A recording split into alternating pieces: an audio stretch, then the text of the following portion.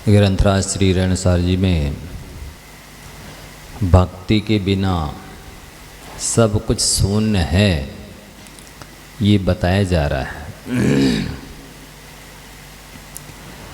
तो किसकी भक्ति के बिना क्या किसका जीवन शून्य है, तो बताते हैं कि पति की भक्ति से विहीन, पति के दो अर्थ होते हैं। पति माने एक तो पति पत्नी वाला पति, दूसरा स्वामी सेवक वाला वो पति कहलाता है। राजा भी पति कहलाता है। जो जिसके अंडर में काम करता है उसका वो पति या स्वामी मालिक बॉस कहलाता है। तो पति की भक्ति से रहित सती माने स्त्री, पतिव्रता नारी और भृत्य यानी नौकर, ये दोनों दुर्गतिगामी हैं।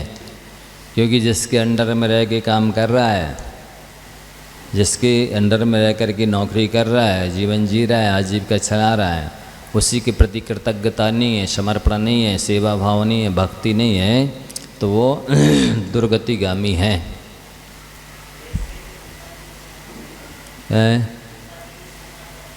हाँ, वो भी होते हैं। यहाँ तो पति शब्द दिया है ना, पति ना राजा भी होता है और अपना जिसके अंडर में आप काम कर रहे हैं वो, और पत्नी का पति, ये लेना। तो और जिन समय भक्तिहीन है, जिनेंद्र भगवान, और समय माने शास्त्र भगवान की वचन, इसकी भक्ति से रहित जो जैन है, जिस जैन को देव शास्त्र के प्रति भक्ति नहीं है, और अंतिम विशेषण गुरु भक्तिहीन है, गुरु के प्रति भक्ति नहीं है। तीनों के प्रति भक्ति आवश्यक है, देव के प्रति, शास्त्र के प्रति और गुरु के प्रति। यदि भक्ति नहीं है तो वह शिष्य जो है, भक्ति से रहित शिष्य नियम से दुर्गतिगामी है, नरक निगोद में पशुगति में जाएगा वो। इसलिए देवशास्त्र गुरु के प्रति भक्ति अवश्य ही होनी चाहिए, जैसा यहाँ पे कहा जा रहा है। दूसरे लोग भी कहते तो हैं कि गुरु के प्रति भक्ति होनी चाहिए। वे यद्यपि नहीं जानते कि गुरु का स्वरूप कैसा है और शिष्य को कैसा होना चाहिए और भक्ति किसे कहते हैं, नहीं समझते। ना गुरु का स्वरूप समझते हैं, ना शिष्य का स्वरूप समझते हैं, ना भक्ति का स्वरूप समझते हैं। लेकिन फिर भी लिखते तो हैं, क्या कहते हैं, कबीरा बेनर अंध हैं, बेमनुष्य अंधे हैं, गुरु को कहते और, मतलब गुरु के विषय में कुछ भी बोलते रहते हैं, वे लोग अंधे हैं। हरि रूठ है, गुरु ठौर है। भगवान यदि रूठ जाएं तो गुरु के पास जाकर के भक्त या शिष्य अपनी व्यथा कह सकता है। लेकिन गुरु रूठ है नहीं ठौर। यदि गुरु रूठ जाएं फिर उसके लिए कोई दूसरा स्थान नहीं है। यद्यपि ना भक्त भगवान नाराज होते हैं, ना गुरु रूठते हैं, लेकिन फिर भी कहा जाता है कि जैसे बच्चा के लिए माता मारे तो पिता के पास चला जाए, पिता मारे तो राजा के पास चला जाए, और माता पिता राजा तीनों ही मारे तो कहाँ जाए। इसी तरह से देवशास्त्र गुरु इन तीनों के प्रति यदि भक्ति नहीं रखता है तो फिर इसके लिए और दूसरा कोई ठौर नहीं है जहाँ जाके वो अपना कल्याण कर सके। अपने यहाँ तो शास्त्रों में गुरु का शिष्य स्वरूप भी बताया है और शिष्य का स्वरूप भी बताया है। विषयाशा वशाती तो निरारंभो परिग्रह ज्ञान ध्यान तपोरक्त तपस्वी सा प्रशस्यते। गुरु वो हैं जो विषयों की आशा से भी अतीत हैं। विषय भोगते हैं तो बहुत दूर की बात हो गई, विषयों की इच्छा भी रखते दूर की बात, आशा से भी अतीत हैं। ना वर्तमान में ना भविष्य में भोग चाहिए ही नहीं। आरंभ परिग्रह से रहित हैं, ज्ञान ध्यान तप में लीन रहते हैं वे गुरु होते हैं। और छत्र शिरोमणि एक बहुत प्यारा ग्रंथ है, आचार्य बादीप सिंह सूरी जी ने लिखा है। तो उन्हें लिखा, रत्नात्रय विशुद्धासन पात्र स्नेही परार्थकृत परिपालित धर्मोयम भवावदेश तारको गुरु। ये गुरु की परिभाषा लिखी उन्होंने कि जो रत्नात्रय से पवित्र होते हैं, रत्नात्रय विशुद्धासन पात्र स्नेही, शिष्यों पर भक्तों पर पात्रों पर स्नेह रखते हैं, पात्र स्नेही और परार्थकृत, गुरु परोपकारी होते हैं, परोपकार करते हैं और परोपकार करने की प्रेरणा भी देते हैं। ऐसा नहीं, आजकल जो कुछ लोग हो गए ऐसे एकांतवादी, साधनोति आत्मानमिति साधु, साधनोति आत्मना कार्यमिति साधु। जो आत्मा की प्रयोजन की सिद्धि करे उन्हें साधु कहते हैं। साधुओं को दुनिया से कोई लेना देना थोड़ी होता है, ऐसा कहने लग गए वे तो ज्ञान ध्यान में लगे रहते, मतलब स्वाध्याय करते और ध्यान करते। क्या मतलब ये उनका ये तात्पर्य हो गया कि ना वे 28 मूल पालते ही नहीं है, ज्ञान ध्यान में लगे रहते। क्योंकि गाथा में तो लिखा है ज्ञान ध्यान तो होता है, प्रतिक्रमण नहीं करेंगे, भक्ति नहीं करेंगे, आहार नहीं करेंगे, विहार नहीं करेंगे, निहार नहीं करेंगे, ज्ञान ध्यान ही करते रहेंगे। ऐसे कुछ लकीर के फकीर होते हैं जो गाथा में जितने शब्द आ पाए उन्हीं को पकड़ लिया।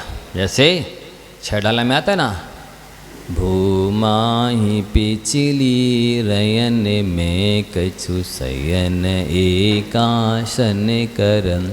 मुनि महाराज कैसे होते हैं? भूमाही पृथ्वी पर सोते हैं।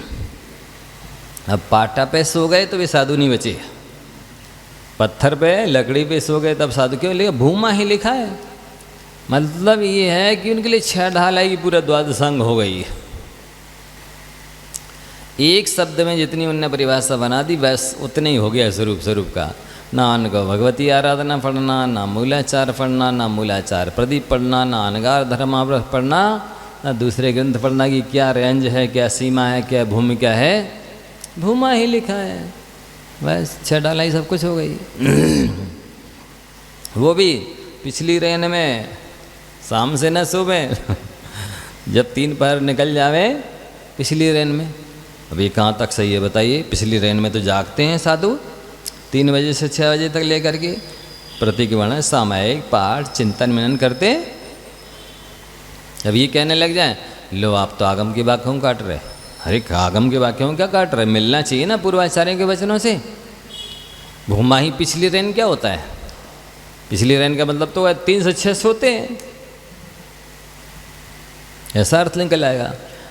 पिछली कछु लिखा और कछु शयन, और तीसरा विशेषण एकासन, एक करवट से सोते। लो पृथ्वी में सो, पिछली रेन में सो, एक करवट से सो। इसके पहले सो गए, पाटे पे चटाई पे सो गए, ज़्यादा सो गए तो तुम साधु ही नहीं बचे। ऐसे है पिछले। तो ये ग्रंथ पढ़ने चाहिए ना। भगवती आराधना में आप अभी पढ़ रहे, शायद निकल गया हो गया, आएगा। यद्यपि निद्रा को अच्छा नहीं माना जाता, साधु कम से कम सोते, लेकिन फिर उन्होंने बाद में लिखा जितने से थकान दूर हो जाए। बिहार करके आए हैं, अस्वस्थ हैं, क्लास प्रवचन से थकान हो गई है, तो जितने से थकान दूर होगी पुनः तनमन सक्रिय होगा, ध्यान अध्ययन के अनुकूल होगा, तभी तो उठेंगे। हाँ? तो ये सारी चीज़ें शास्त्र में लिखी हैं। चटाई भी ले सकते, पाटा भी ले सकते, पत्थर पे भी सो सकते, पृथ्वी में भी सो सकते हैं। जैसे स्वास्थ्य अब शरीर में हीन संगनन है, एक करवट से कितनी देर सो सकता कोई? वो धड़ ही बैठ जाता है। यदि एक एक से सोते रहो ना, फिर वो वहाँ की नसें दब जाती हैं, फिर काम ही नहीं करती।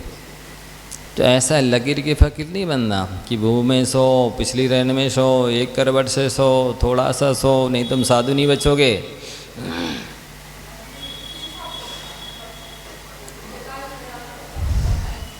उत्तम संघनन की अपेक्षा लिख दिया।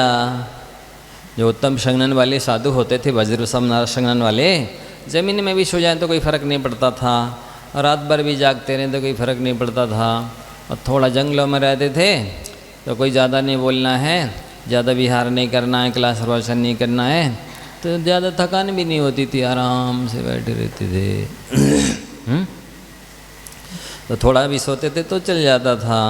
द्रव्य क्षेत्र काल भाव की परिस्थिति अलग अलग होती है, इसलिए बिल्कुल सारे ग्रंथों का आलोडन करो, चारों अनुभवों का आलोडन करो, फिर निष्कर्ष निकालो। वैसे भी द्वादशांग अगाध है, वर्तमान में उसकी आटे में नमक बराबर तो शास्त्र नहीं है, हैं? बेई पूरे नहीं पड़े और भी निष्कर्ष निकाल के देने लगे, हाँ? तो ये अविवेक माना जाता है। जितने हैं पूरे शास्त्र भी तो पढ़ लो, फिर इसके बाद में निकालो सार, उससे ही निकालते हो तो भी पूरा नहीं माने जाएगा, क्योंकि द्वादशांग जिनवाणी तो बहुत अगाध समुद्र जैसी है ना। तो इसलिए बहुत जल्दी निष्कर्ष निकाल के नहीं देना चाहिए, सही गलत नहीं कहना चाहिए, ये महापाप है। तो रत्नात्रय विशुद्धासन, रत्नात्रय से पवित्र होते हुए पात्र स्नेही पात्रों पर, धर्मात्माओं पर जो मोक्ष मार्ग में आगे बढ़ सकते हैं, दीक्षा शिक्षा के योग्य हैं, उन पर स्नेह रखते हैं। स्नेह नहीं रखेंगे तो भी धर्मात्मा से जुड़ेंगे कैसे? नहीं, साधु को कोई मतलब नहीं होता है, वो तो असंयमी की संगति करेगा तो असंयमी हो जाएगा, तब तो हो गया, मोक्ष मार्ग चल जाएगा, तब तो तीर्थ की प्रवृत्ति हो जाएगी, तब तो लोग जुड़ जाएंगे ऐसे में। जब तक उनको आत्मीयता नहीं मिले, स्नेह नहीं मिले, वास्तव नहीं मिले, उनके सुख दुख का ख्याल नहीं रखें, तब तक उनको कैसे मोक्ष मार्ग में चढ़ने की प्रेरणा मिलेगी? कैसे भी उनका आत्मबल बढ़ेगा, मनोबल बढ़ेगा, कैसे वैराग बढ़ेगा, कैसे वो साहस कर पाएंगे कि हाँ हम बढ़ जाएं मोक्ष मार्ग में, हमें कोई बीमारी व्यथा आ जाएगी तो हैं तो साधर्मी ये लोग, देखो कैसी सेवा करते हैं। तो दूसरे को सेवा करते हुए देखेंगे तभी तो लगेगा हाँ हाँ अच्छी सेवा होती है, यहाँ खूब स्नेह वात्सल्य मिलता है, हम भी बढ़ जाएंगे तो हमें ज़रूरत पड़ेगी तो हमारी भी ऐसी सेवा होगी। इस तरह से देखेंगे तभी तो मोक्ष मार्ग में बढ़ेंगे। और यदि ये देखने लगे वे, अरे भैया गलती हो जाती तो बहुत पिटाई होती है, हमें नहीं पिटना है, हम तो ऐसे अच्छे हैं, कौन आगे बढ़ेगा? हैं? कोई किसी से मतलब नहीं रखता भैया, बीमारी हो जाती तो अकेले पड़े तड़पते रहते हैं, हम नहीं कर सकते ये।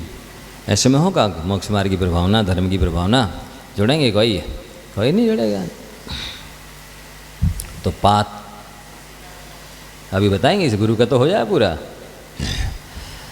तो रत्नात्रय विशुद्धासन, पात्र स्नेही, पात्रों पर स्नेह करने वाले, और परार्थकृत, गुरु का तो लिखो पहले।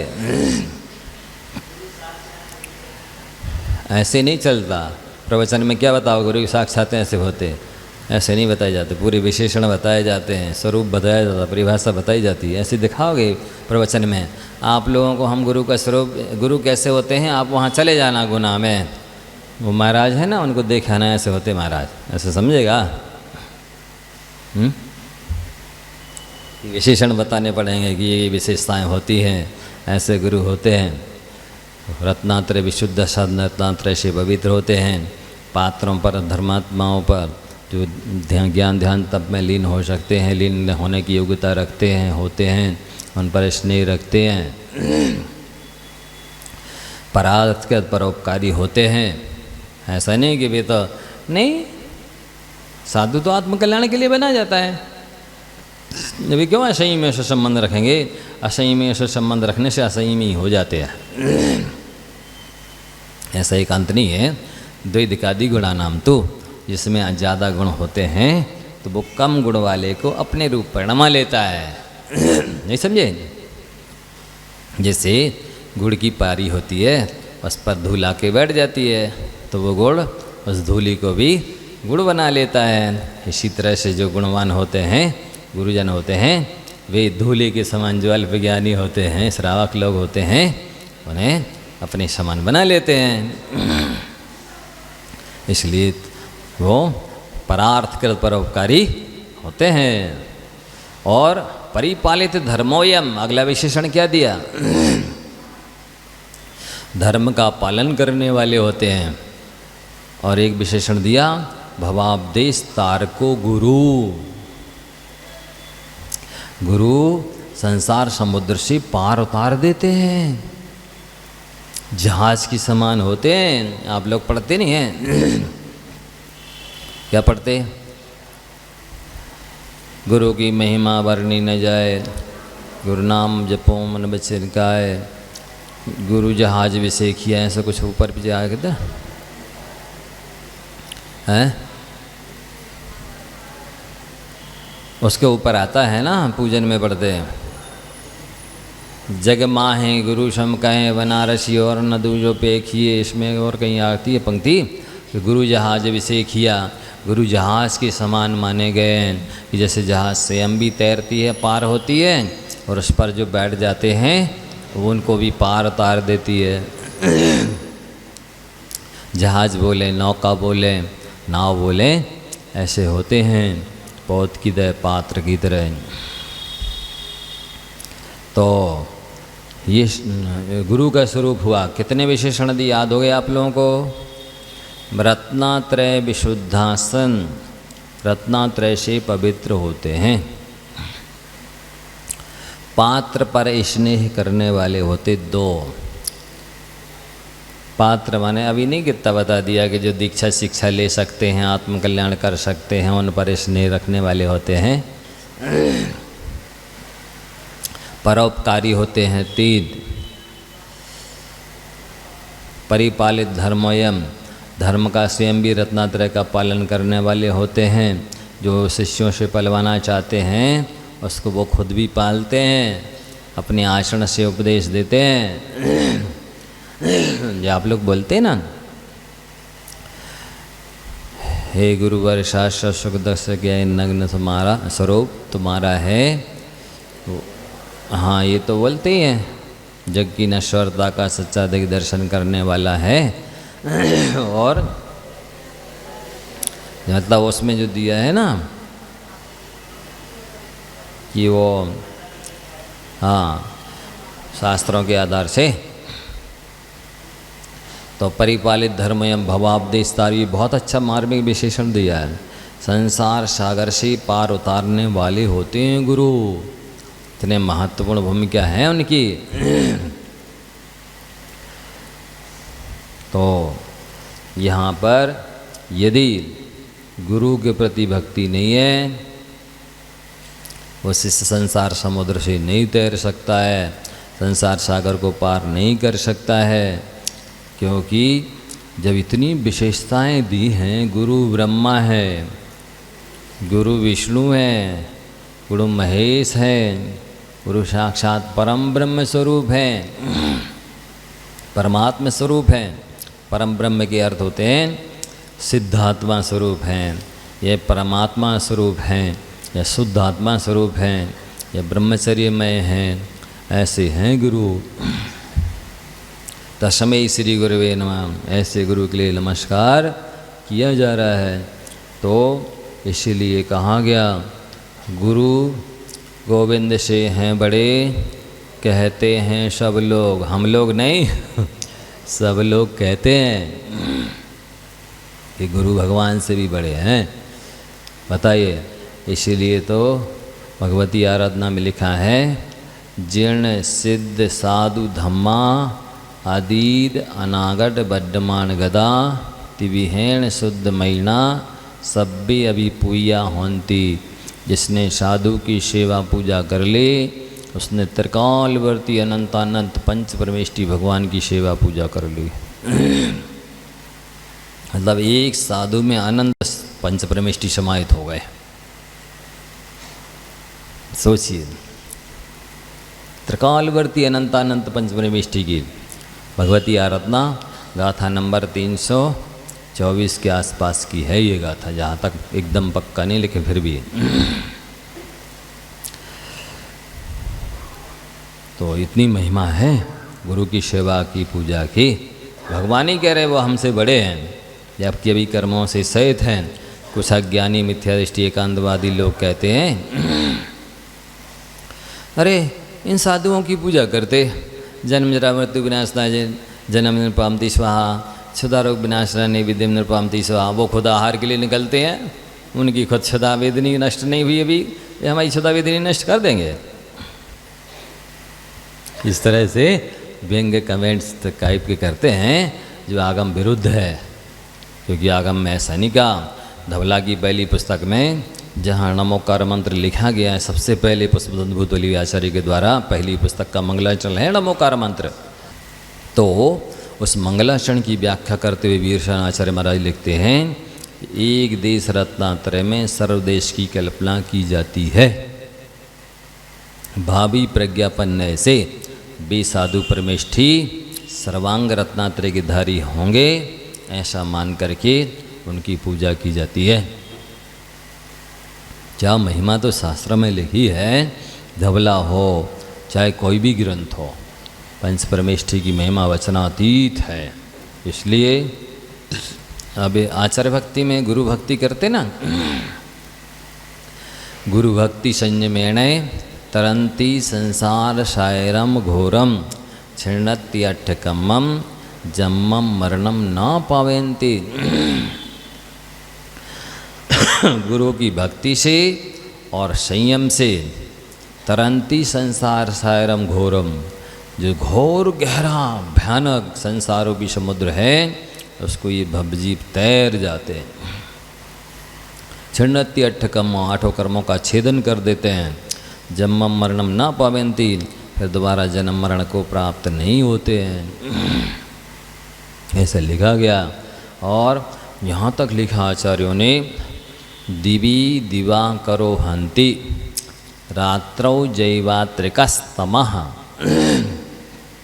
हृदि आडतम अज्ञानम तु गुरु रेव न चापरा। दिन में सूरज अंधकार को दूर करता है, रात्रि में चंद्रमा अंधकार को दूर करता है, लेकिन अनादिकालीन अज्ञान रूपी अंधकार को नष्ट करने की क्षमता गुरु में ही है, दूसरा नष्ट नहीं कर सकता। ऐसी महिमा गुरु की है। गुरु की इसीलिए कहा गुरु की महिमा वर्णनी न जाए। ये पंडित जी नहीं कह रहे गुरु की महिमा वर्णनी न जाए, ये तो आचार्य परमेष्ठी और गणधर देव कह रहे हैं कि गुरु की महिमा का वर्णन हम नहीं कर सकते। ऐसी महिमा है गुरु की। इसलिए कहा संसार में गुरु कृपा सबसे निराली, होली यही दशहरा यही दिवाली, जो शिष्य है वह सदैव ऋणी रहेगा, कोई कभी न उपकार चुका सकेगा। गुरु का उपकार चुका नहीं जा सकता। शास्त्र में यह भी लिखा, एकमप्यक्षरम यस्तु गुरु शिष्यम प्रबोधयेत् पृथिव्याम नास्ति तद्द्रव्यम यद्दत्त्वा हिनड़ी भवेत्। जो एक अक्षर का ज्ञान भी देता है उसके लिए पृथ्वी पर ऐसी कोई चीज़ नहीं है जिसे दे करके गुरु के उपकार को चुकाया जा सके। दूसरी गाथा भी लिखी, एक अक्षर पदातारम यो गुरु नाभिमन्यते स्वनाम योनिम शतम लब्ध्वा चांडालेषु अभिजायते। एक अक्षर के ज्ञान देने वाले को भी जो गुरु नहीं मानता है वो 100 योनि कुत्ते की प्राप्त करता है, इतनी बात चांडालों में उत्पन्न होता है या फिर नरकों में जाता है। ऐसी महिमा है। इसलिए अपने अंदर कृतज्ञता जगाओ, श्रद्धा भक्ति जगाओ। बिना श्रद्धा भक्ति के केवल वचनों से ही गाते रहो, मेरी चौखट पे चल के आज 4 धाम आए हैं। शब्दों से तो कहते जा रहे, तोता रटंत की तरह, राम राम राम की तरह। राम साक्षात आके अंगली डालें तो काट दे। इसी तरह ये कह 4 धाम आए और जब आ जाए तो ठीक है, कुछ बहुमानी नहीं है, कोई विनय भक्ति ही नहीं है, कि कृतज्ञता ही नहीं ज्ञापित कर रहे हैं। बिल्कुल ऐसा लिखा है शास्त्र में। इसलिए गुरु गोविंद दो खड़े क्या के लागू पाए बलिहारी गुरु आपकी। इसके दो अर्थ करते हम। गुरु और गोविंद दोनों खड़े हैं, यहाँ अरहंत खड़े और यहाँ सिद्ध खड़े। क्या के लागू पाए, तो हे अरहंत परमेष्ठी आपकी कृपा है कि आपने सिद्ध का परिचय कराया, इसलिए हम आपको पहले प्रणाम करेंगे, सिद्धों को बाद में। नमो अरिहंताणम पहले बोलेंगे, नमो सिद्धाणम बाद में। भले सिद्ध परमेष्ठी की 8 कर्म नष्ट हो गए हैं और वे बड़े होंगे, हमारे लिए तो आप ही बड़े हो, क्योंकि बलिहारी आपकी है। आप दिव्य ध्वनि नहीं खिराते तो हमें क्या पता कोई सिद्ध भी होते हैं। और वे लोकाग्र में तनुवात वलय में विराजमान होते हैं, शरीरातीत होते हैं, अष्टगुणों से मंडित होते हैं। ऐसी सिद्ध चक्र विधान कहाँ से करते हम। सिद्धों की महिमा 1008 नाम और 1024 वगैरह अर्घ जो चढ़ाते हैं, 2000 वगैरह कैसे चढ़ाते हैं हमें क्या पता। भगवान आपने ही तो बताया अरहंत परमेष्ठी, इसलिए पहले आपको नमस्कार, बाद में सिद्धों को नमस्कार। दूसरा अर्थ ये है, एक भगवान खड़े हैं और एक गुरु खड़े हैं। इसमें पहले किसे प्रणाम करना, गुरु गोविंद दो खड़े। तो बलिहारी गुरु आपकी, हे गुरुदेव आपकी कृपा है कि हम अरहंत परमेष्ठी की महिमा समझ सके, कि अरहंत परमेष्ठी ऐसे समोषण में विराजमान होते हैं, इस तरह की उनके अष्टप्रात्याहार्य होते हैं, इस तरह उनकी 12 सभाएँ होती हैं, इस तरह से त्रियंच गति के जीव भी समोषण में देशना सुनने जाते हैं। असंख्या देवी देवता आते हैं, मनुष्य आते हैं, और सब सुन करके कोई महाव्रती बन जाते, कोई देशव्रती बन जाते, कोई सम्य दृष्टि बन जाते, कोई भद्र प्रणामी बन जाते हैं। ऐसी महिमा है आपकी। तो इसलिए पहले गुरु को प्रणाम, बाद में भगवान को प्रणाम, ऐसा लिखा है शास्त्रों में। नहीं कृतमोपकारम साधवो विस्मरन्ति। जो सज्जन लोग होते हैं, मंद कषाई भद्र प्रणामी सम्यक दृष्टि होते हैं, वे किए हुए उपकार को भूलते नहीं हैं, किए हुए उपकार पर पानी नहीं फेरते हैं, कृतज्ञ नहीं होते। कृतम हंती ती कृतज्ञना, जो किए हुए उपकार को नष्ट कर देवे, नहीं माने, भूल जाए, वो कृतज्ञ होता है, प्रत्युपकार नहीं करे। और कृतज्ञ कृतम जानाति इति कृतज्ञ, जो किए हुए उपकार को जानता है, मानता है, प्रत्युपकार करता है, उसे कृतज्ञ कहते हैं। वस्तुतः शब्द नाममाला शब्दकोश में, अमरकोश शब्दकोश में, विश्वलोचन इत्यादि शब्दकोशों में कुत्ते का नाम है एक कृतज्ञ। किसका नाम है? कुत्ते का नाम रखा है शब्दकोशकारों ने कृतज्ञ। उन्हें कोई दूसरा मनुष्य नहीं मिला, धर्मात्मा कोई नहीं मिला, उन्होंने कुत्ते का नाम कृतज्ञ रखा है। क्यों रखा? कि बेचारे के भाग्य में ना तो घी चुपड़ी रोटी होती है और ना सब्जी होती है, रूखे सूखे रोटी के टुकड़े यदा कदा खाता है। लेकिन जितने बार मालिक निकलता है उतनी बार पूंछ हिलाता है और आत्मीयता प्रकट करता है, पैर छाँटता है, रात भर मालिक की जान और माल की रक्षा करता है। कृतज्ञता वो प्रकट करता है सच्चे मायने में। पंचम काल उसके लिए नहीं आया अभी, वो चौथे काल ही का है। पंचम काल तो इन मनुष्यों के लिए आ गया। इतने कृतज्ञ हो गए, ना माँ बाप को अपने बेटा बेटी से वो उतना प्यार रहा और ना बेटा बेटी को अपने माँ बाप से प्यार रहा। इतनी आत्मीयता कृतज्ञता नहीं बची है। ठीक है, काल पूछ दिया तुम जाओ, तुम्हें जैसा देखे से करो। अभी माँ बाप भी कहते तुम जाना, तुम्हारा काम जाने। ये स्थिति हो गई है। इनके लिए पंचम काल आ गया है। लेकिन कुत्ता आज भी उतने ही कृतज्ञ है, समर्पित है, जागरूक है, इतना रखता है प्रत्युपकार की भावना। तो यहाँ कृतज्ञ कहा गया है, होना चाहिए। यहाँ कितनी गाथाएं अभी आचार्य कुंद कुंद महाराज लिख रहे हैं, आप देखते चले जाइए।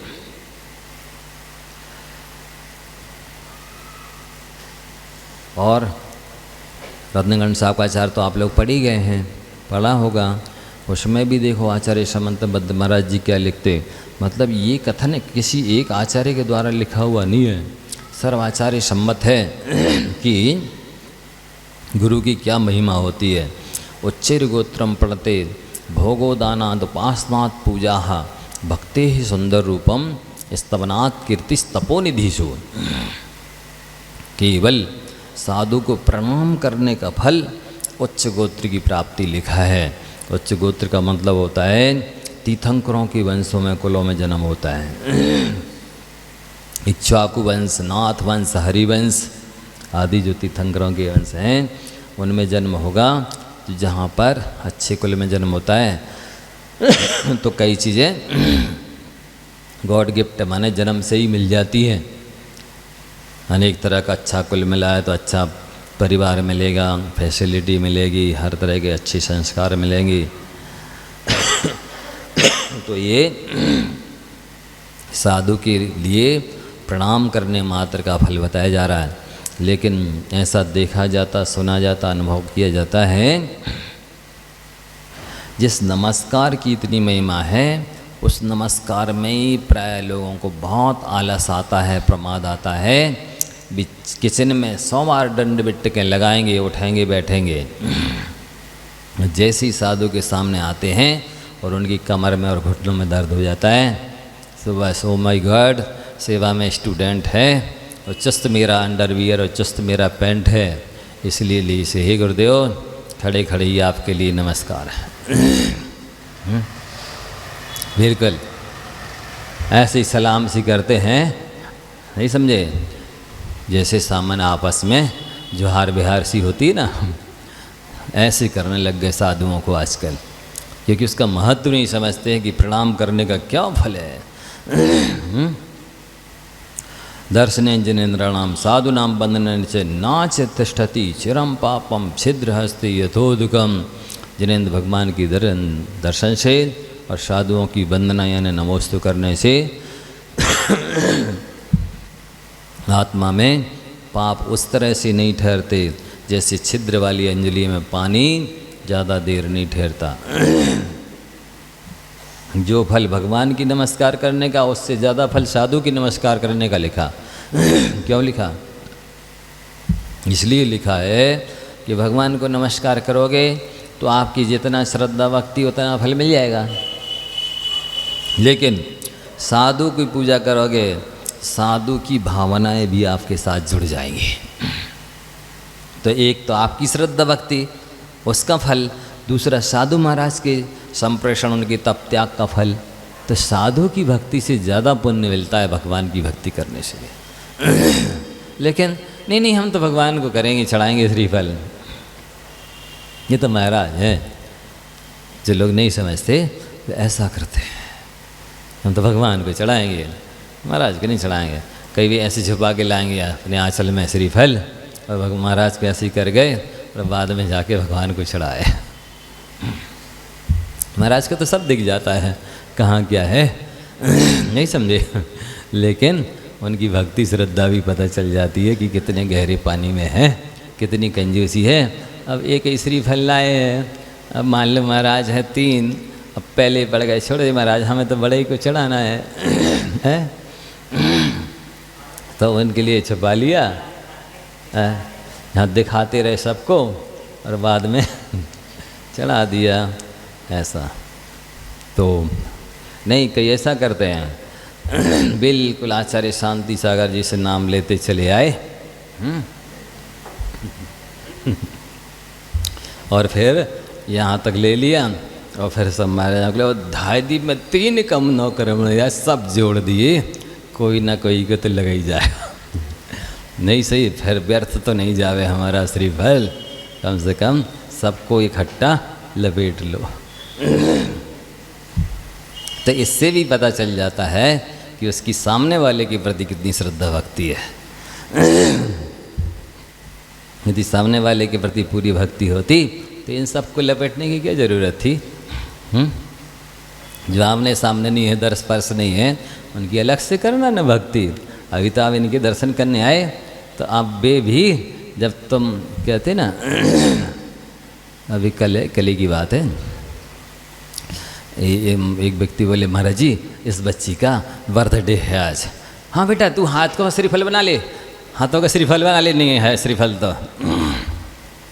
मैंने कहा तुम बनियाई श्रीफल बनाओगे तो हम बनियाई आशीर्वाद देंगे। नहीं समझे? तुम बनियाई श्रीफल बनाओगे तो हम बनियाई आशीर्वाद देंगे। तुम हाथों का श्रीफल बनाओगे हम ओरिजिनल आशीर्वाद दे देंगे। तुम ही होशियार हो हैं। जैसी तुम भक्ति करोगे वैसा आशीर्वाद दिया जाएगा।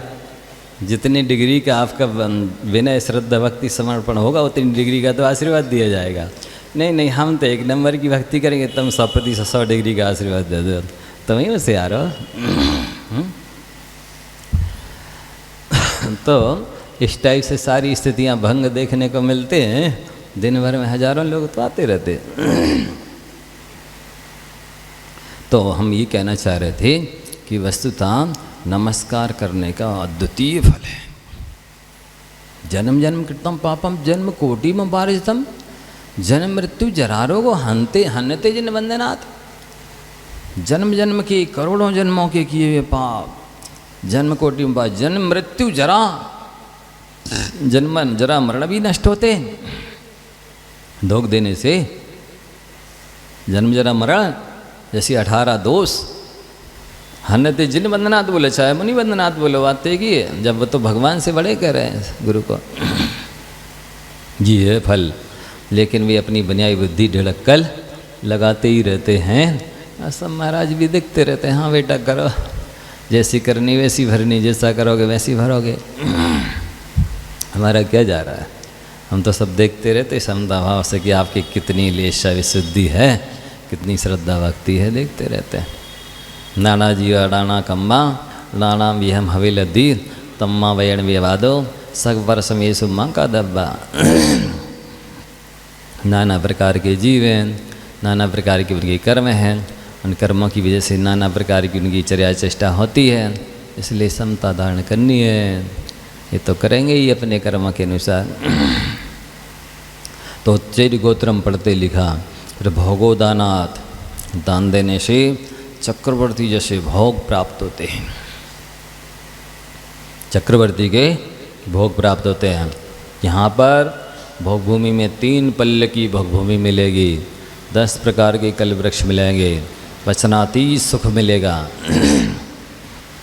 वहाँ से फिर स्वर्ग मिलेगा।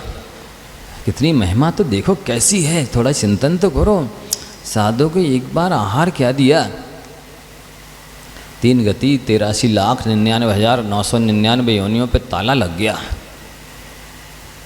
एक ही गति है, भोगभूमि में जाओगे वहाँ पर 3 पल्ल तक बिल्कुल आराम से रहोगे। उसके बाद में अभी पुण्य खत्म नहीं हुआ, वहाँ भोग लिए।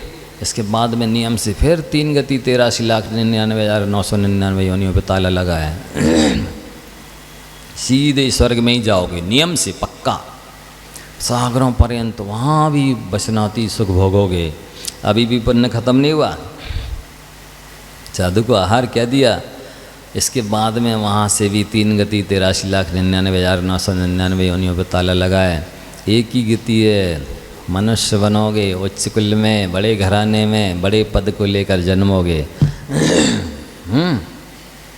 यहाँ भी भोग भोगोगे। ऐसा अभी खत्म नहीं हुआ। देवशास्त्र गुरु के सानिध्य में रहोगे, दीक्षा लोगे, मोक्ष मिलेगा। ऐसा है भोगोदानाथ, दान देने से भोगों की प्राप्ति। उपासनाथ पूजा, और साधु को आहार विहार निहार कहराने का फल क्या है? सुमेरु पर्वत पर जन्माभिषेक होगा आपका। पंच कल्याणक देवलोग मनाएंगे।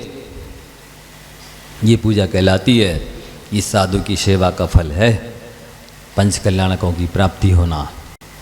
भक्ति ही सुंदर रूपम, और साधु की भक्ति करोगे, प्रशंसा करोगे। सुंदर रूप का मतलब है कि कामदेव जैसे पद की प्राप्ति होगी, क्योंकि सबसे सुंदर रूप तो उनका होता है। यहाँ कहाँ है किसी का रूप? है ही नहीं कोई दम। तो ऐसे पद की प्राप्ति होती है। इतना स्तवनाथ कीर्ति और उनकी प्रशंसा करने से तीनों जगत में ऐसा फैलेगा आपका, ऐसे यशस्वी बनोगे। थोड़ा कर तो लो, नहीं प्रशंसा नहीं कर सकते हम, निंदा कर सकते हैं बस। फलाने महाराज ऐसे और फलाने महाराज ऐसे है, इतना तो हम समीक्षा आलोचना समालोचना कर सकते हैं। प्रशंसा करना हमारे बस की बात नहीं है। मतलब ऐसी नकारात्मक विचारधारा है कि उनको गुण दिखते ही नहीं, दोष ही दोष दिखते हैं। ऐसे काले कलर का चश्मा लगा लिया है कि चाहे सफ़ेद रंग की दीवार हो, चाहे पीली हो, चाहे नीली हो, हमको तुमको तो काली काली दिखती है, क्योंकि काला चश्मा है।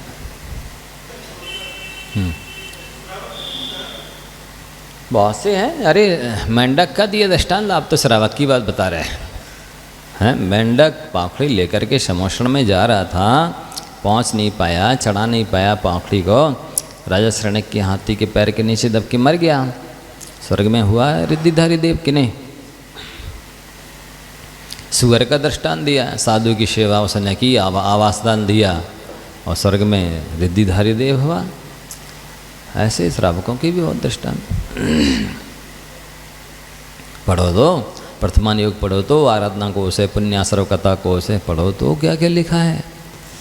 तो भक्ते ही सुंदर रूपम स्तवनात् कीर्ति तपोनिधिषु, साधुओं की कोई भी सेवा भक्ति कुछ भी करो आप, इनके विषय में तन मन धन कुछ भी लगा दो, अनंत गुना फलता है।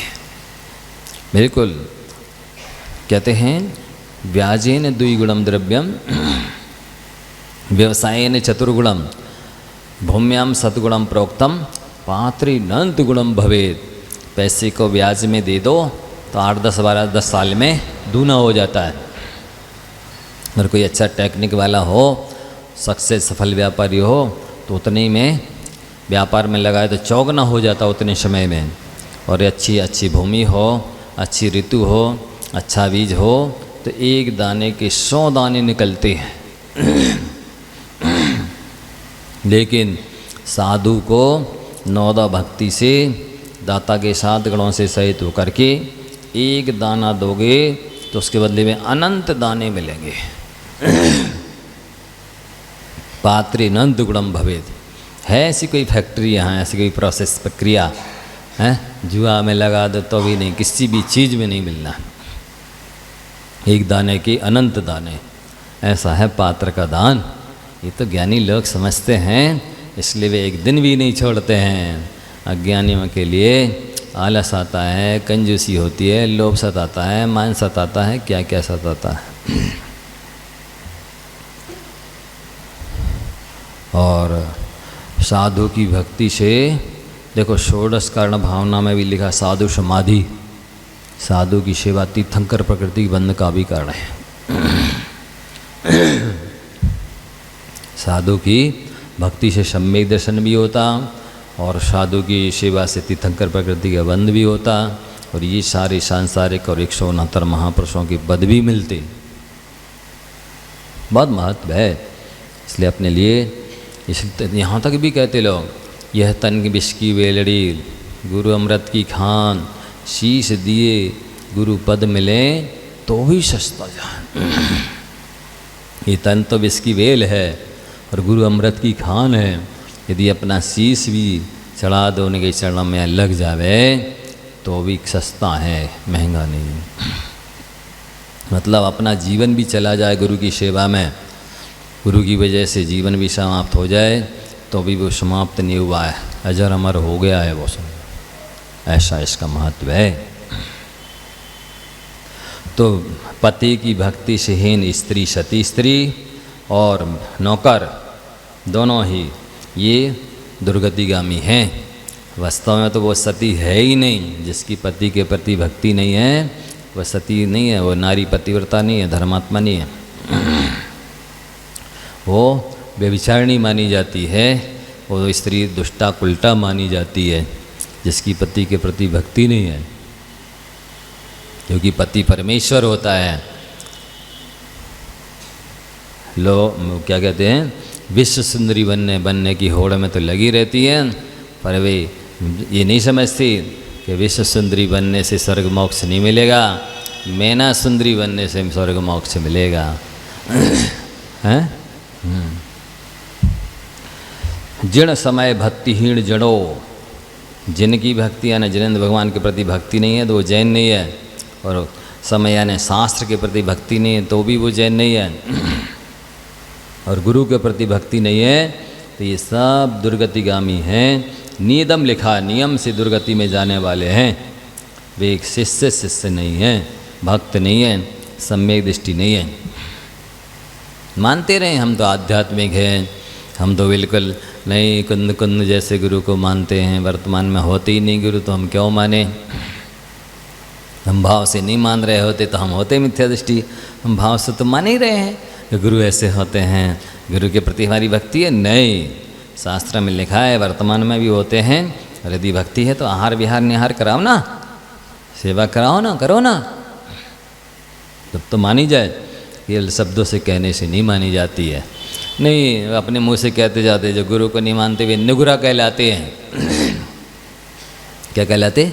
निगुरा, गुरु से रहित। लेकिन वस्तुतः हम तो भाव से मानते हैं, होते हैं। कुंद कुंद कुंद जैसे महाराज हो मैं तो हम माने, है ही नहीं ऐसे। आज तो द्रव्यलिंग भी नहीं है। हाँ, छठे काल के बनते हैं, मुनि चाहिए चौथे काल के, और श्रावक बन रहे छठे काल के।